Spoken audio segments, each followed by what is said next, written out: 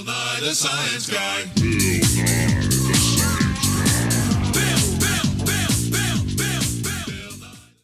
Hello there. Welcome to my class. Today we will be learning about frames, machines, and trusses. So you might be asking, what's the difference between these three things? So to answer that, I'm going to answer the opposite of that question and say what they all are, which are structures.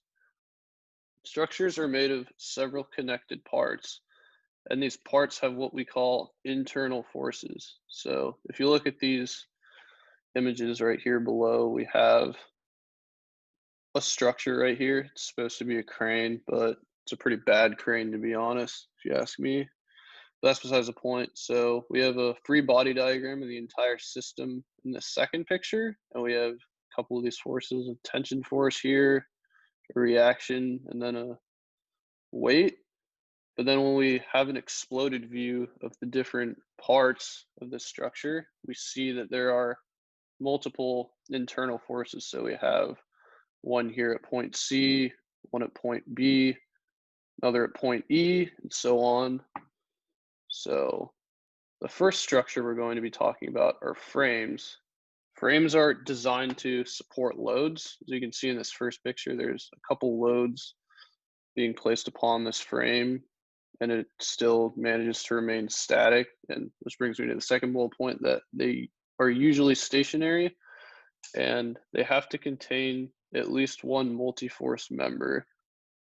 So what that basically means is that there have to be 3 or more forces acting upon at least one of the members in this frame. So a good example of this is you can see in the image here to the right that there are a bunch of forces acting on a few of these members. There's like 5 here, 5 here, and 6 on this one. There's only 2 here, but it doesn't matter because it already manages to have at least one multi-force member. So the next structure we'll be talking about are machines, and these two images are kind of like an expectations versus reality. When I first heard about machines, I thought we'd be solving cool things like robots, and instead it's just almond nut crushers like this. I think we actually had a problem like this in class, so this isn't even an exaggeration. But anyway, so machines are meant to transmit and modify forces, which lead to moving parts. So what it tends to do is, I guess this almond nut crusher is a good example of this, which is why I guess it's used in classes often. So you get this 50 Newton applied force at the handles, and then this machine manages to transmit and modify this 250 Newton applied forces. They manage to transmit and modify these forces to cause these handles to move and crush the almond, basically. Like frames, machines have to contain at least one multi-force member. And last but not least, we have trusses, which are quite different than the previous two in a few ways. So, like frames, they're designed to support loads and are usually stationary. But the one thing that makes them different from frames, and it's pretty significant, are what are involved with the members of them. So the members of a truss have to be straight, and they have to connect at joints located at either ends of each member. And we call these members two force members, essentially. So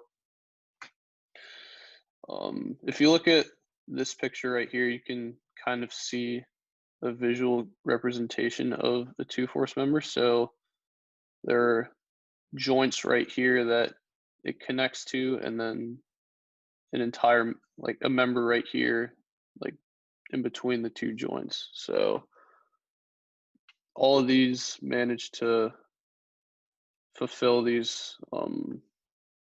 qualifications, that they're all straight members and they're connected at joints located at either ends of the member.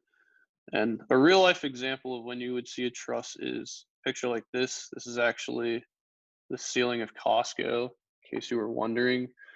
This truss manages to hold a lot of the load that the roof places upon it, which obviously allows the ceiling to not collapse, which is a good thing, I would say.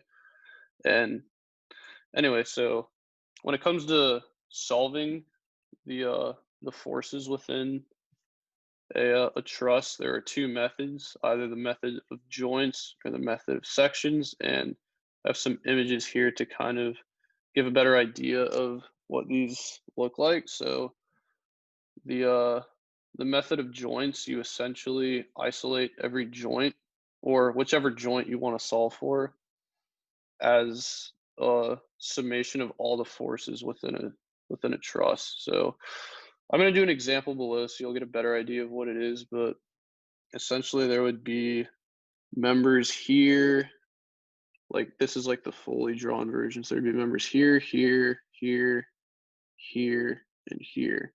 So when you take the method of joints, you essentially cut all the members around a given joint and you draw all the internal forces that occur at a given point. So image to the right kind of portrays a method of sections, which you essentially do by cutting out, like quote unquote, cutting a section of a given truss, which allow you to solve for the forces more easily. This is like what an isolated two force member looks like. So we have this right here, because there's a force coming out of each end, and they can either be both acting into it or out of it. And we refer to when they're acting away as intention, and when they're acting into as compression. Pretty easy to remember. That's essentially like how we define direction with two force member forces, because these forces are actually equal, which is like why they're so important, because since they're equal, it allows for the problems to be solved much more easily. And there can also be two force members in machines and frames as well. If we scroll up back to our example image of frames, there's a two force member right here actually. And now we're going to do some practice problems. So I drew up a little truss practice problem right here. So we have 5 members, as you can see. All of them are two force members, which is why it's a truss. And we have an applied force of 400 newtons acting on point B. And the problem is asking to find the internal forces of members AB and BD. So I guess the first step is to kind of solve anything that we possibly can on the system as a whole. So we have reactions at this pin right here, AY and AX, and then at this roller, EY, and then we obviously have the applied force P. So first thing we do is sum the forces in the X direction, which only is AX, which is 0 because there's no other forces in that direction. So it's an easy one to knock out of the park. And then we sum the forces in the Y direction. We know that we won't be able to solve it because we have 2 unknowns and only one equation for this. But luckily we have a third equation of equilibrium, which is the moment equation. So we're able to take the moment. You could either do this from point A or point E, doesn't really matter. It's just, I don't know, just do it right, whichever one you choose. And so I decided to do it from point A, which we have a moment being created by the force P right here. And I have a little visual indicator of how you're able to find the direction of the moment. So I didn't explicitly write it, but I define the positive direction of the moment as counterclockwise rotation. So as you may or may not know, a force is the same on its line of action. So you can essentially move this force all the way down to here if you really want to, which makes it much easier to calculate the moment caused by this. So you can imagine like a plank with a force being applied down on it, and you want to picture how it'll rotate. So when you place a force down on it, it'll rotate clockwise. That means that this moment's negative, and you calculate that by multiplying the force by the distance it is from the point of the moment you're taking it from. So we have to solve this x. We are given an angle right here, 55 degrees, which means that, let me do a little annotation, which means that this angle right here is 35 degrees, and we're given this side is 4, so we need to solve for x right here, and when we take the tangent, 4 times the tangent of 35 degrees, we get 2.8 meters. So we are able to plug in our numbers, isolate EY, and we get 160 newtons going upwards for EY. And then we're able to plug that back into our sum of the forces in the y direction equation and solve for AY in case we need it. And that is 240 newtons going up.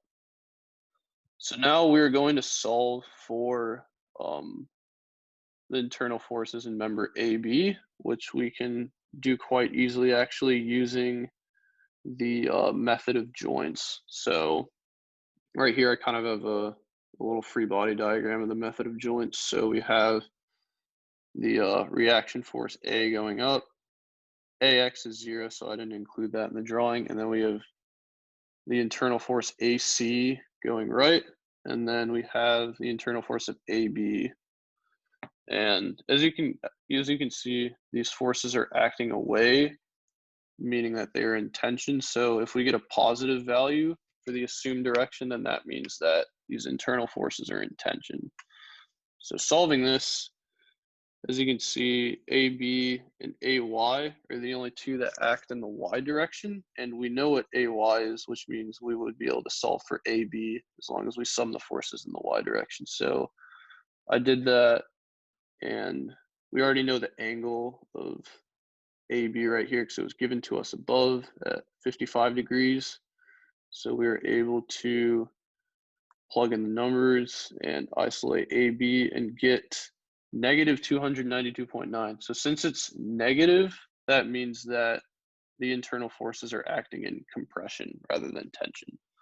So, and then we don't need to solve for AC because it's not in the problem statement. Luckily, we don't need it, so less work for us.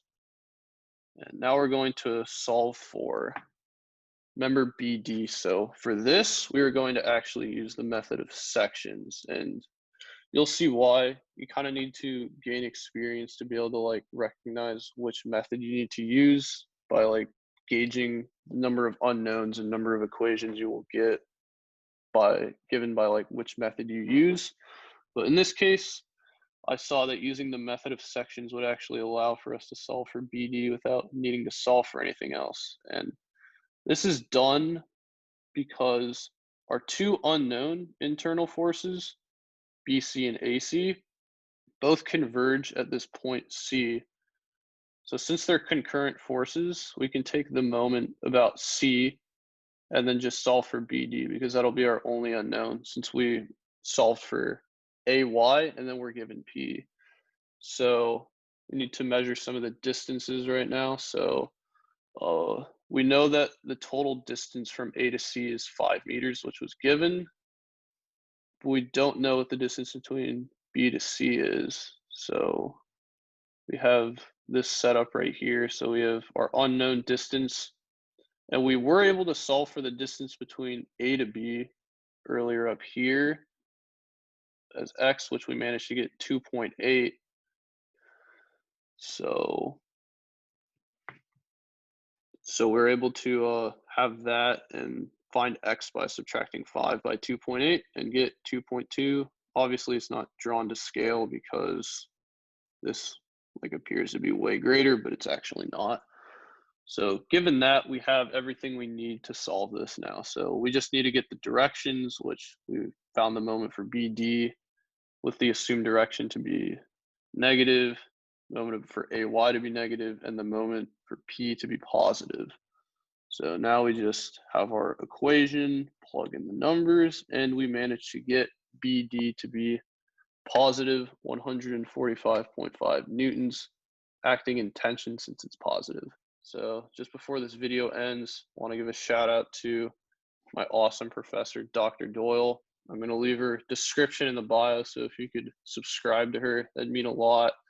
You could honestly just unsubscribe to me and subscribe to her. That would be perfectly fine by me. But that's going to wrap this up. Hopefully you learned something from this, and catch you on the next Science-y video, since I think that's all I have on this channel, to be honest. All right, peace.